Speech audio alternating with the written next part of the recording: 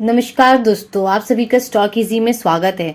दोस्तों, जैसे हम हमेशा नंबर्स के बारे में बात करते हैं कि नंबर्स हमें कंपनी की पूरी स्टोरी समझा देते हैं कि कंपनी में क्या हो रहा है, अभी क्या चल रहा है, क्या फ्यूचर में कंपनी ग्रोथ कर पाएगी कि नहीं। ये सारी चीजें ना आपको नंबर्स बता देंगी।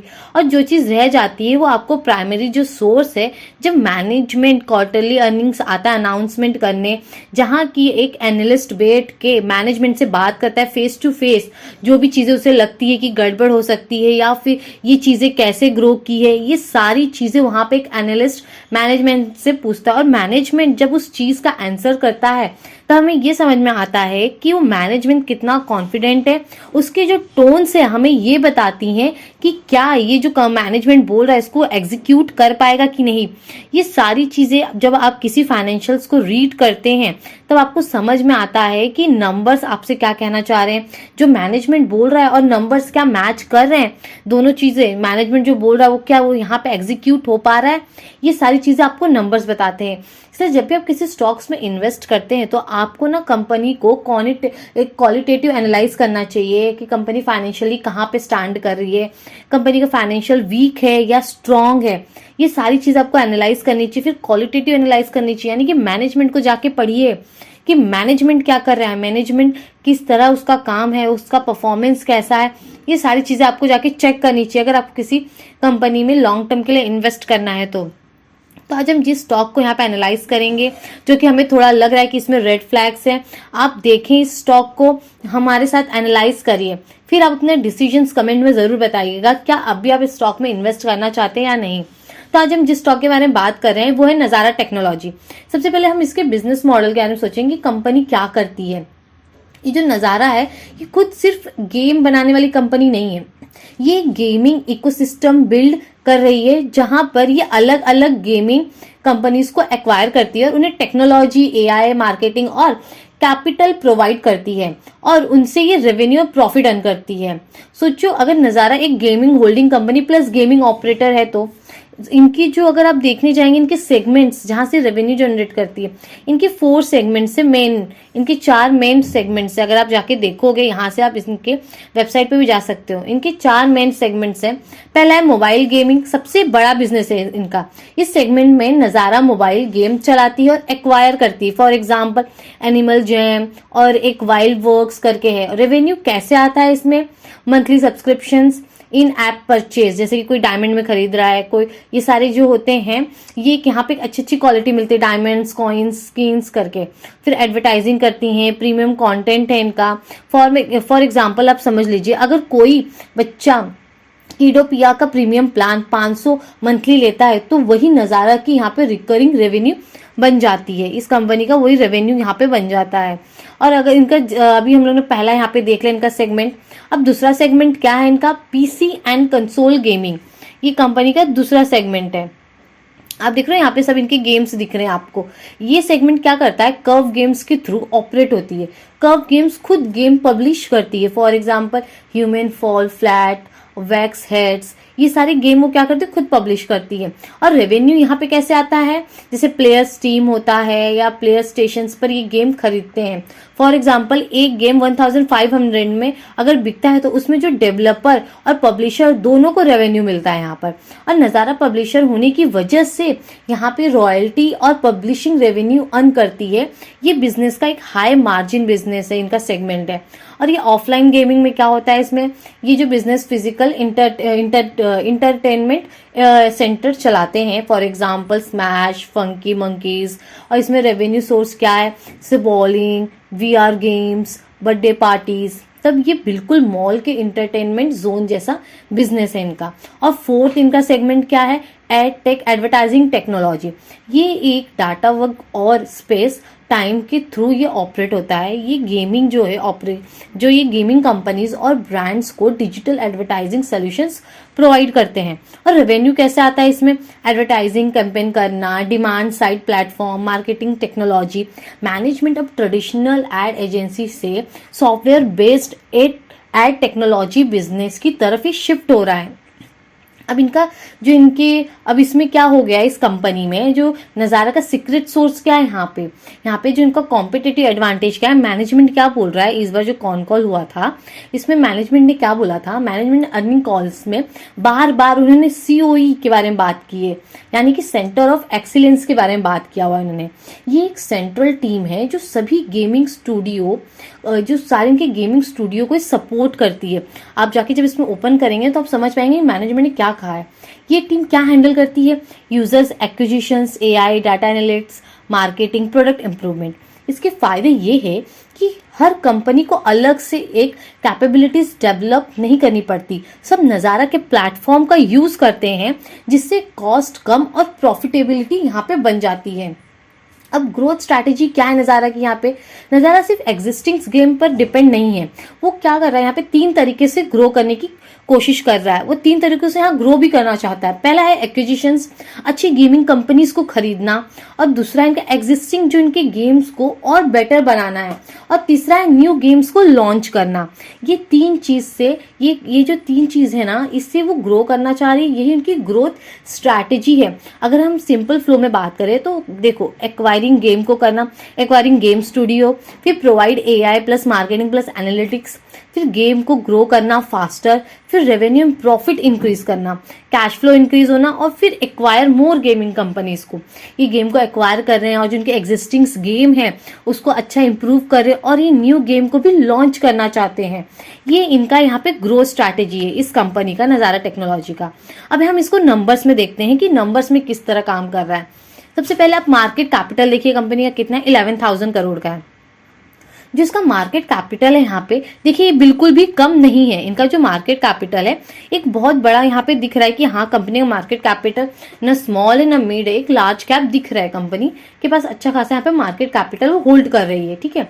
दूसरा आप क्या देखेंगे, कंपनी के यहाँ पे अर्निंग्स को देखिए, अर्निंग पर शेयर को नजर डालिए, कितना है, 2.59 का है। तो कंपनी यहाँ पर 2.95 कमा रही है, ₹2.49 नहीं 2.59 कमा रही है। यानी कि अगर आप देखेंगे तो मोटा माटी ये ₹2 से ज्यादा कमा रही है, ठीक है। अगर आप इस चीज को देखें इनके स्टॉक पी से कंपेयर करिए तो यहाँ पे इनका स्टॉक पी 11 है। मतलब कंपनी यहाँ पे ₹2 ही कमा रही है, लेकिन लोग अभी इसको रिवॉर्ड कर रहे हैं।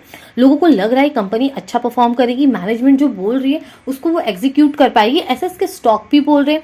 यहाँ पे जो मार्केट है, मार्केट बोल रहा है, क्योंकि मार्केट क्या होता है, कभी भी लोगों के ओपिनियंस, परसेप्शंस और लोगों के एक्सपेक्टेशन से बनता है। ये एक्सपेक्टेशन ही तो है कि यहाँ पे जो जितना अर्निंग पर शेयर हो रहा है उससे ज्यादा कंपनी का स्टॉक पी है। मतलब ₹2 कमा रही है, लेकिन लोग इसको खरीदने के लिए ₹11 देने के लिए तैयार है। यहाँ पे ये चीज निकल के आ रही है। क्योंकि इसके अंदर कुछ ऐसी चीजें हैं जो कि आपको बिल्कुल भी इग्नोर नहीं करनी चाहिए। अगर आपको स्टॉक पसंद है, आप इसको अपने वॉच लिस्ट में रखिए, जब आपके प्लान में फिट बैठे तब आप इसको जरूर खरीदेगा, लेकिन इसके रेड फ्लैग को भी आपको बिल्कुल भी इग्नोर नहीं करना चाहिए, जो कि है, हम सबसे पहले इसके एक पहले रेड फ्लैग के बारे में बात करेंगे, वो है यहाँ पे प्लेज्ड। आप देखेंगे अगर मोटा माटी पकड़े तो 56% प्रमोटर ने अपनी होल्डिंग को क्या कर दिया, गिरवी रख दिया है। अगर आप देखेंगे इन्वेस्टर्स की इसमें आके शेयर होल्डिंग पैटर्न में कितनी परसेंट की होल्डिंग है, 35.45% की होल्डिंग इन्होंने रखी है प्रमोटर्स ने, और जिसमें से हमने ऊपर बात किया ना, जिसमें से 56% इन्होंने इसको क्या कर दिया, गिरवी रख दिया है। देखिए इन्होंने गिरवी रख दिया है 56% की होल्डिंग, जो 35 है इसमें से अगर आप देखेंगे तो 56% इन्होंने उसको गिरवी रख दिया है। अब इसका इम्पैक्ट कहाँ देखने मिलेगा आपको, इसका इम्पैक्ट चार्ट में देखने को मिलेगा। जब कंपनी अपनी जो इनके इंटरेस्ट है जिसलिए इन्होंने लोन लिया है, अगर उसको वो नहीं ठीक से मैनेज में कर पाते हैं, कंट्रोल नहीं कर पाते अपने डेट्स को, इंटरेस्ट को, तो क्या हो सकता है, अगर ये पैसे नहीं भर पाएंगे लोन्स के, तो यहाँ पे जिनसे इन्होंने गिरवी, जिसके पास रख के इन्होंने पैसा उठाया है, वो डायरेक्टली मार्केट में आके शेयर्स को बेचना शुरू कर देगा, जिसकी वजह से शेयर्स प्राइस गिर सकते हैं। ये चीजें आपको आसानी से देखने को मिल जाएगी। अगर ये चीज यहाँ पे असमर्थ रहे अपने इंटरेस्ट को भरने में, तो डायरेक्टली वो चीज आपको चार्ट में देखने को मिल जाएगा। एफएस की होल्डिंग कितनी है, 13.30 की है, और यहाँ पे डीआईएस ने अपनी पूरी होल्डिंग को खाली कर दी है। 2.16 की होल्डिंग बस रह गई। उन्होंने यहाँ पे अगर आप देखेंगे 2023 में, तो यहाँ पे उन्होंने 10.67% की होल्डिंग थी, फिर धीरे धीरे बढ़ी भी, यहाँ पे उन्होंने 13% की होल्डिंग की, लेकिन अब उन्होंने घटा के 2.16 की कर ली है। और पब्लिक अगर आप देखेंगे तो पब्लिक के पास में 49% की होल्डिंग है और यहाँ पे नंबर्स ऑफ शेयर होल्डर कम नहीं है, 1 lakh number of share holders हैं। आप यहाँ पे देख सकते हैं आसानी से कि यहाँ पे भारी मात्रा में पब्लिक आ चुकी है। अब हम इसके रेशियोज को जाएंगे। रेशियोज को देखिए, रेशियोज में क्या हो रहा है। रेशियोज यहाँ आपके पास डाटा अवेलेबल नहीं है तो हम थोड़ा ऊपर जाते हैं, यहाँ पे देखते हैं क्या हो रहा है कैश फ्लोज में। कैश फ्लो से पहले हम क्या देखेंगे, सबसे पहले इनकम स्टेटमेंट देखेंगे, फिर पहले हम प्रॉफिट एंड लॉस देखेंगे, यहाँ पे कंपनी की इनकम स्टेटमेंट में क्या हो रहा है, फिर बैलेंस शीट को चेक करेंगे, उसके बाद हम कैश फ्लो पे आएंगे। ये रहा हमारा इनकम स्टेटमेंट। अब इनकम स्टेटमेंट में आपको क्या देखने को मिल रहा है, सबसे पहले कंपनी की सेल्स देखो। कंपनी की सेल्स में क्या हो रहा है यहाँ पे कि जो इनका 2016 में 211 करोड़ का इन्होंने यहाँ पे रेवेन्यू जनरेट किया था, और अगर आप 2026 में देखेंगे तो 1829 करोड़ का यहाँ पे इन्होंने रेवेन्यू जनरेट किया। मतलब जो भी अपना सर्विस देते हैं, जो उनका प्रोडक्ट है, उससे उन्होंने कितना कमाया है, ये चीज ये हमें दर्शा रही है। अगर आप ध्यान देंगे तो कंपनी का प्रॉफिट पूरी तरह से यहाँ पे गिर गया है कि इस साल कंपनी नेगेटिव में आ गई है। देखो अगर आप यहाँ से ध्यान देंगे 2023 से लेके 2026 देखिए क्या हो रहा है, कंपनी की जो प्रॉफिट है ये गिरता जा रहा है, पूरी तरह से गिर के यहाँ पे 2026 में कितना होगा, माइनस में चला गया है। किसमें गया, माइनस में पूरी तरह से चला गया है। अगर इनके मार्जिन को अगर आप ध्यान देंगे तो इनकी मार्जिन तो पूरी तरह से कोलैप्स हो गई है। एक टाइम था 36% का इनका मार्जिन हुआ करता था, आज ये नेगेटिव में हो गया, -2% हो गया। अब यहाँ पे आपको कुछ चीजें ये ध्यान देनी, देखिए यहाँ पे क्या हो गया कि इनका जो जितने का इन्होंने रेवेन्यू मतलब जितने का सर्विस दिया उससे ज्यादा क्या हो गया, इनको लॉस हो गया। यानी कि इनका एक्सपेंस है, जितना इन्होंने रेवेन्यू दिया उससे ज्यादा इनका यहाँ पे एक्सपेंस है, खर्चा ज्यादा हो गया है, और इसकी वजह से ये प्रॉफिट इनका यहाँ पे नेगेटिव में आ चुका है। अब आप यहाँ पे एक चीज देख सकते हैं, चीज देख रहे हो आप यहाँ पे क्या हो रहा है कि यहाँ पे देखिए सेल्स बढ़ा है, एक्सपेंस भी बढ़ा है, लेकिन यहाँ पे प्रॉफिट बढ़ गया, ऑपरेटिंग प्रॉफिट बढ़ गया। लेकिन यहाँ पे आपको एक चीज देखने को मिला कि मार्जिन गिर गए। मार्जिन क्यों गिर गया, जब कंपनी की सेल्स बढ़ी, कंपनी के एक्सपेंस भी बढ़े, तो हिसाब से तो भी देखिए यहाँ पे ऑपरेटिंग प्रॉफिट तो इधर इस रेंज से तो बढ़ के आया हुआ है, यहाँ पे तो बढ़ा हुआ है, लेकिन मार्जिन गिर गए। इसका क्या मतलब हो सकता है, देखिए यहाँ पे इसका मतलब ये हो सकता है कि कंपनी ने जो रेवेन्यू यहाँ पे दिखाया है, यहाँ पे जो सेल्स दिखाई है, हो सकता है कंपनी के वॉल्यूम्स के कंपेयर में प्राइस ज्यादा बढ़ा हो। यहाँ पे प्राइस का ज्यादा कंट्रीब्यूशन, यानी कि सर्विस जो इन्होंने दी है उसमें इन्होंने प्राइस ज्यादा बढ़ाया हो, जिसके वजह से यहाँ पे ये चीजें बढ़ गई, सेल्स बढ़ गई, जिसकी वजह से ऑपरेटिंग प्रॉफिट बढ़ गया। दूसरा यहाँ पे लेकिन मार्जिन गिर गए, क्योंकि ये चीज मार्जिन हमें बताते हैं कि यहाँ पे जो सेल्स आई है वो किसकी वजह से आई, वॉल्यूम की वजह से आई है, यहाँ पे प्राइस की वजह से आई है। तो यहाँ पे ऐसा लग रहा है देखिए कि यहाँ पे प्राइस के वजह से यहाँ पे रेवेन्यू बढ़ा है, जिसके वजह से यहाँ पे मार्जिन हमें गिरे हुए दिख रहे हैं। ये चीजें यहाँ पे हमें देखने को मिल रही है। अगर आप यहाँ पे देखेंगे तो कंपनी तो नेगेटिव में चली गई, इनका जो ऑपरेटिंग यहाँ पे था इनका लॉस में आ गया, -29 करोड़ हो गया। लेकिन अगर आप ध्यान देंगे इनका अदर इनकम अच्छा खासा आ गया 343, जिसकी वजह से कंपनी ने क्या किया है, इस साल भी प्रॉफिट बुक किया है, यानी हर साल से ज्यादा। देखिए ये कहीं ना कहीं एक मैनिपुलेशन का भी हिस्सा होता है। कभी कभी क्या करते हैं मैनेजमेंट, अगर उन्होंने लॉस बुक किया है तो अदर इनकम में दिखा देते हैं इतना ज्यादा इनकम की, जिसके वजह से ये चीजें यहाँ पे छुप जाती है और यहाँ का जो बॉटम है उनका प्रॉफिट में आ जाता है, वो पॉजिटिव हो जाता है। अब जब एक नॉविस रिटेलर्स होता है जो पूरी चीजों को अच्छे से नहीं निरीक्षण करे, अच्छे से न एनालाइज करे, तो नीचे का ही देखेगा। अगर न्यूज में भी आया तो यही होगा कि नजारा टेक ने क्या किया हुआ है, पिछले साल से भी ज्यादा यहाँ पे उन्होंने प्रॉफिट बुक किया। पिछले साल तो 51 करोड़ था, उसके पहले 75 था, लेकिन इस साल 82 करोड़ का किया है।